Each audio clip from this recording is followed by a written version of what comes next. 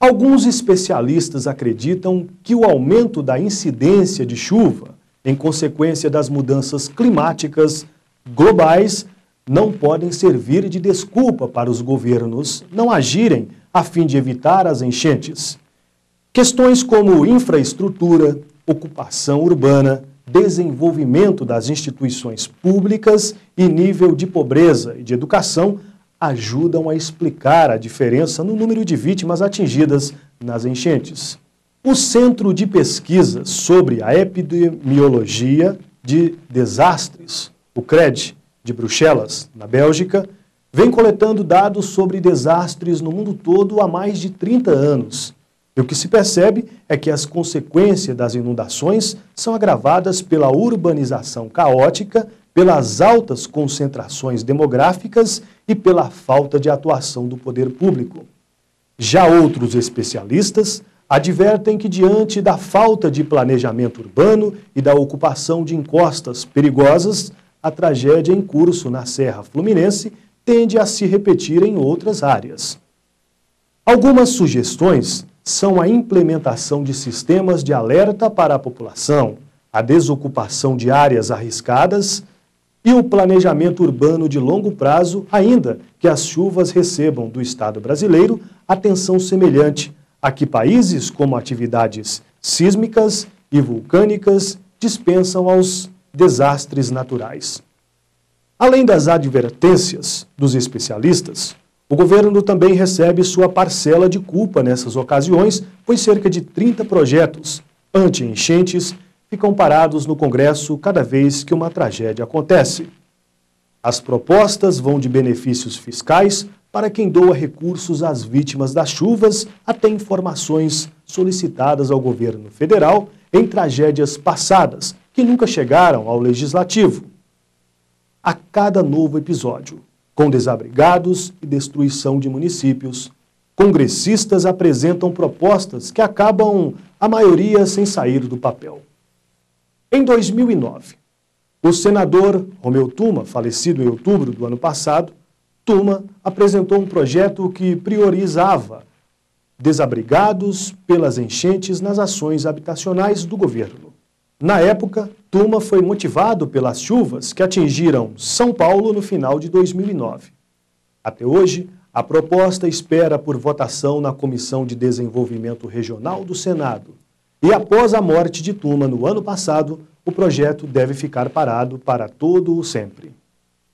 O ministro de Ciência e Tecnologia, Aloísio Mercadante, também reconheceu que os governos anteriores não implantaram um sistema nacional de alerta e prevenção de desastres, embora ele estivesse previsto em decreto publicado em 2005, no primeiro mandato do presidente Lula. Entre as medidas anunciadas pelo governo estão a compra de 700 pluviômetros e novos radares e o aviso de alerta às populações em áreas de risco até 6 horas antes do evento climático. Um governo que vem sendo muito criticado nesse aspecto é a gestão de Gilberto Kassab em São Paulo. Além dos desastres no Rio de Janeiro, a capital de São Paulo também sofreu com alagamentos e enchentes. Segundo a Secretaria de Planejamento, no ano de 2010, as receitas de impostos cresceram cerca de 20%, puxadas pelo IPTU, com alta de 26%, que colocou 835 milhões de reais a mais nos cofres da Prefeitura em relação ao ano anterior. O valor extra é quase o dobro do que o prefeito Gilberto Kassab gastou com intervenções anti-enchentes. São 430 milhões de reais de um total previsto de 504 milhões de reais. A Prefeitura se defende e diz que parte das obras que não tiveram toda a verba utilizada em 2010 está em fase de projeto, de licitação ou em execução. A Secretaria diz que segue os trâmites legais para obter os recursos e que tem investido pesadamente em urbanização, já que existe um número expressivo de habitações irregulares que dificultam as obras. Quem fala a verdade? Quem fala a mentira? As tragédias estão acontecendo com um espaço de tempo muito curto e ninguém está cumprindo a sua parte. nem governo e menos ainda os moradores. Vamos agora para o depoimento do ministro da Justiça sobre a ocupação dos solos.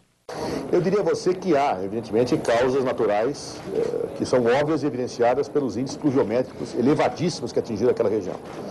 Mas, no entanto, eu posso falar de responsabilidade não de uma, duas, três pessoas, mas de uma responsabilidade histórica que existe no Brasil. A maneira pela qual o solo urbano é ocupado no Brasil é irresponsável, tá certo? Muitas vezes, situações casuísticas. Diante desse quadro, eu vou dizer a vocês o seguinte: além de uma situação de irresponsabilidade da ocupação do solo, há também uma questão que nós não podemos esquecer, que é a necessidade econômica.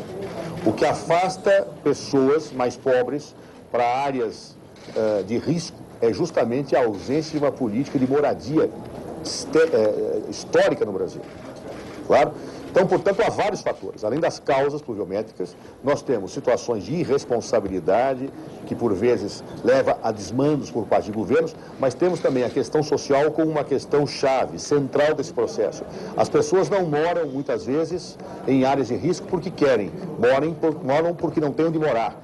E aí, o Estado brasileiro, na sua história, efetivamente falhou e hoje pessoas pagam com suas vidas o peso desse conjunto de problemas.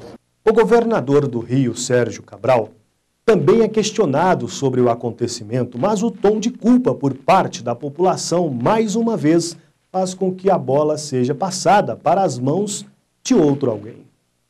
Nesse momento, acabou sendo o INMET, o Instituto Nacional de Meteorologia, que divulgava sempre que estavam previstas chuvas de intensidade moderadas a fortes para a cidade. Em outra entrevista, Sérgio Cabral culpa a desgraça do populismo pela tragédia.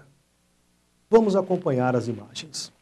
Da década de 80, do início dos anos 80 para cá, essas três cidades, Nova Friburgo, Petrópolis e Teresópolis, tiveram um problema muito semelhante ao que houve na cidade do Rio de Janeiro, em outras regiões, que é a desgraça do populismo, que é a permissividade, não é, de você deixar a ocupação de áreas, não é, de uma maneira irresponsável, como se fossem aliados do mais pobre, do mais necessitado, só que na hora que acontece a desgraça, quem paga o maior preço, você pode pegar a lista de vítimas no estado do Rio de Janeiro, você terá pessoas na região serrana de alta classe média e classe média alta, mas a grande maioria, a esmagadora maioria, é de gente humilde, que muitas vezes tem lá um político que vai defender aquela ocupação irregular. Até o meio-dia do dia 20, o PIV, o Programa de Identificação de Vítimas do Ministério Público do Rio, registrava 333 pessoas desaparecidas na região serrana do estado, desde a chuva que teve início no dia 12. A cidade com maior número de pessoas desaparecidas é Teresópolis, com 156, mais de 740 já morreram na região. Outros municípios que estão na lista divulgada pelo Ministério Público são Nova Friburgo, com 117, Petrópolis, com 29, Bom Jardim, com 3, São José do Vale do Rio Preto, com 1, e Sumidouro, com 21. Há ainda outras 26 pessoas apontadas como desaparecidas que não tiveram local de moradia informado. As informações dadas ao PIV por parentes e amigos são checadas com dados de hospitais e do IML. Ao todo, são 6.050 pessoas desabrigadas e 7.780 desalojadas. Felizmente, os órgãos municipais informaram que não há mais áreas totalmente isoladas nas cidades atingidas. Muitas ainda continuam com difícil acesso, mas estão recebendo socorro. Todos os dias, os profissionais do Exército e da Defesa Civil tentam convencer esses moradores do perigo que estão correndo. E o Mundo Repórter vai para o intervalo e voltamos daqui a pouco.